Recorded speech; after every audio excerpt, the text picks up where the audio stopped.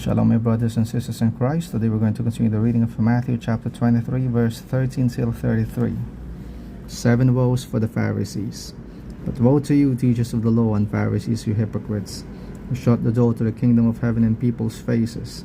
You yourselves do not enter it, nor do you allow others to do so. Woe to you, scribes and Pharisees, you hypocrites, who devour widows' property, and as a show you pray long prayers. Therefore you shall receive greater condemnation. Woe to you, teachers of the law, and Pharisees, you hypocrites! You travel by sea and land to make a single convert, yet once he is converted, you make him twice as fit for hell as yourselves. Woe to you, blind guides! You say, to swear by the temple is not binding, but to swear by the gold of the temple is binding. Foolish men, blind men! Which is of more worth, the gold in the temple, or the temple which makes the gold a sacred treasure? You say, to swear by the altar is not binding, but to swear by the offering on the altar is binding. How blind you are! Which is of more value, the offering on the altar or the altar which makes the offering sacred? Whoever swears by the altar is swearing by the altar and everything on it. Whoever swears by the temple is swearing by the temple and by God who dwells in the temple.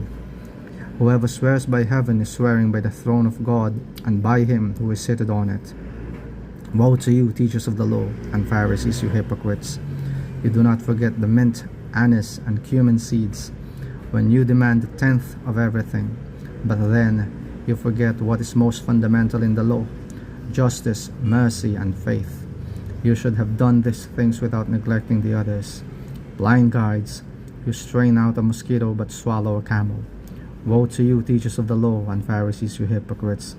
You fill the plate and the cup with theft and violence, and then pronounce a blessing over them. Blind Pharisee, purify the inside first, then outside too will be purified. Woe to you, teachers of the law, and Pharisees, you hypocrites! You are like whitewashed tombs, beautiful in appearance, but inside they are only dead bones and uncleanness.